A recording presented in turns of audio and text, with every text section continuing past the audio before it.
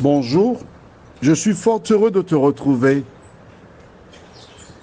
car nous sommes sur le point de basculer sur le thème, à savoir la guerre en Israël. Nous commencerons donc cette série à partir du 15 et elle s'achèvera jusqu'au 30 décembre. Je t'invite, comme je l'ai toujours dit, à avoir ton cahier parce que tu auras un grand nombre d'informations bibliques qui te permettront de comprendre cette guerre. Ce sera enrichissant. Au contraire, si tu as un cahier de 300 pages, je te suggère d'acheter un deuxième cahier de 300 pages. Si tu es un bon étudiant. Maintenant, si tu es là juste pour t'amuser, bon, je n'ai même pas besoin de cahier. Mais si tu veux grandir, il faut avoir un cahier et prendre des notes. Aujourd'hui, lâcher prise. Nous avons une petite vidéo qui montre qu'un homme a été dans une cour aux États-Unis, demander le divorce. Il a tous les éléments pour descendre son épouse et gagner des millions. Il est venu pour se venger, pour faire mal. Mais à travers le procès, la femme ne passe pas par 4 chemins. Elle est intelligente et c'est ce que doit faire toute femme.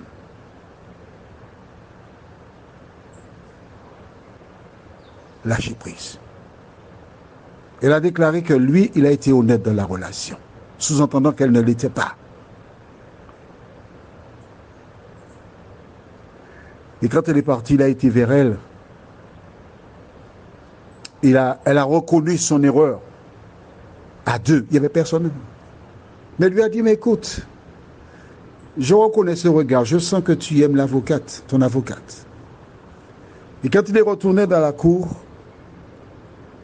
il a reconnu que c'était la vérité. Il a déclaré sa flamme à l'avocate. Et le juge, ah c'est beau, le juge pose la question à l'avocate, quelle est votre réponse, maître? Et elle répond, qu'elle aussi, qu'elle l'aime, et ils ont échangé un baiser. Pourquoi t'ai-je présenté cette vidéo dont le titre est reconnais que tu es amoureux avant qu'il ne soit trop tard. Il existe des couples qui se séparent. Ça fait partie de la vie. À un moment donné, il y a un qui décide qu'il ne peut pas continuer. Et si tu t'aimes toi et tu aimes ton prochain, tu dois laisser la personne partir. C'est faire preuve d'intelligence. Tu ne peux pas garder une personne contre sa volonté. Et cet homme, qu'est-ce qui s'est passé?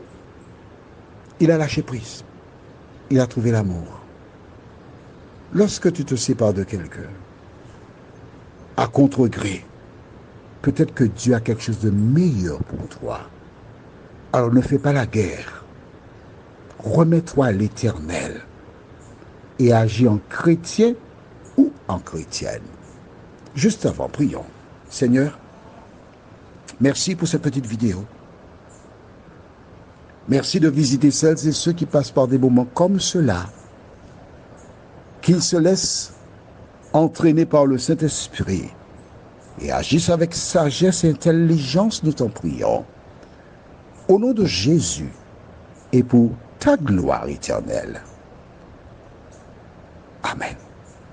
Lisons dans le livre de Osée chapitre 4, verset 17. Quand une personne veut partir, que dois-tu faire? La Bible déclare dans Osée 4, verset 17, « Éphraïm est attaché aux idoles, laisse-le. » Eh oui, il ne faut pas te battre. Éphraïm voulait les idoles. Qu'est-ce que Dieu a fait? Il a laissé. Israël, à plusieurs reprises, s'est détourné de Dieu à l'envers Baal. Que faisait Dieu? Dieu respectait leur volonté. Et c'est quand ils réalisaient leur erreur qu'ils revenaient à Dieu, demandaient pardon. Et Dieu acceptait qu'ils reviennent. Je m'adresse à toi. Toi qui es blessé. Mais pourquoi tu es blessé? Parce que tu penses à toi. Moi. Pense à l'autre. Remercie Dieu. Car la Bible te dit, toute chose concourt au bien de ceux qui aiment Dieu. toi qui es encore dans une union, il te faut savoir que rester marié est un défi. Mais il faut que les deux soient sur la même longueur d'onde. Aussi longtemps qu'on est sur la même longueur d'onde, qu'on regarde dans la même direction et qu'on se donne les moyens pour réussir et nous ramons dans la même direction, nous réussirons. Mais si nous ramons dans des conditions, dans des positions et des directions inverses, le bateau n'ira nulle part. Lisons si tu le veux bien. Dans l'Évangile selon Saint Jean, chapitre 16, et nous lisons les versets 32 et 33. Voici, l'heure vient, et elle est déjà venue, où vous serez dispersés chacun de son côté, et où vous me laisserez seul. Mais je ne suis pas seul, car le Père est avec moi. Je vous ai dit ces choses afin que vous ayez la paix en moi. Vous aurez des tribulations dans le monde, mais prenez courage, j'ai vaincu le monde. Quand deux personnes se rendent à la mairie et voudraient s'unir par les liens sacrés du mariage, le diable se trouve juste derrière eux. Et il se lance des défis, lui et les démons, pour savoir dans combien de temps allons-nous péter ce mariage. C'est son défi. Et à travers les différentes vidéos que nous avons vues avec Sonia, comme cet homme qui doutait que le deuxième enfant était de lui, il a été faire recherche en paternité, etc. Et cette femme qui a été blessée, quand il venait voir les enfants, elle envoyait le premier et le dernier, pas le deuxième. Parce qu'il n'est pas de toi, eh bien, je ne l'envoie pas. Et le deuxième qui a eu vent que son père avait douté, il a peut-être développé à son endroit des sentiments négatifs. Qui est l'auteur? Le diable. Voilà donc pourquoi lorsque deux personnes s'unissent, ils doivent être sur la même longueur d'onde. Ils doivent trouver du temps pour prier le matin ensemble, prier ensemble le soir, invoquer Dieu afin qu'il les aide. Ils doivent être en mesure de dompter leur langue. Ils doivent être en mesure d'entendre, de comprendre l'autre. Ils doivent être en mesure de fuir la cupidité, l'avarice et la profitation, etc., etc. Il y a beaucoup de choses. Car à partir du moment où tu doutes, où tu poses une action qui incite l'autre à douter, tu as creusé une tranchée pour que le diable déverse toute espèce de difficulté dans ton couple. Prenez courage.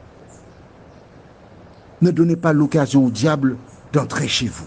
La dernière référence que nous lirons dans ce thème se trouve dans le livre de Matthieu, chapitre 24. Et nous lisons les versets 11 à 13.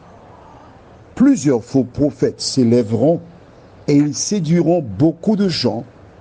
Et parce que l'iniquité se sera accrue, l'amour, et dans d'autres versions, la charité du plus grand nombre se refroidira.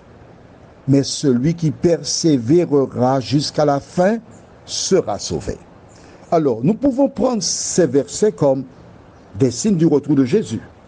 Mais nous pouvons aussi dire, plusieurs faux témoins s'élèveront et par leurs propos chercheront à détruire des foyers. Mais chacun doit savoir ce qu'il veut. Chacun doit savoir où il va et se donner les moyens pour réussir. Cet homme, en entendant son épouse, puisqu'il n'était pas encore divorcé, reconnaît qu'il avait été, l'a reconnu qu'il était honnête. Elle a reconnu qu'elle était dans l'erreur. Juste cela a ouvert une porte pour guérir l'homme. Qui que tu sois, regarde à nouveau cette petite vidéo, si tu peux, et demande à Dieu de t'aider à lâcher prise. Que l'Éternel te garde et qu'il te bénisse. Que l'Éternel te comble de ses bontés. Que le Saint-Esprit t'éclaire et que tu apprennes à lâcher prise aujourd'hui. Car si la mort frappe à la porte de ton cœur, en ayant du ressentiment, de la haine, tu perdras la vie éternelle.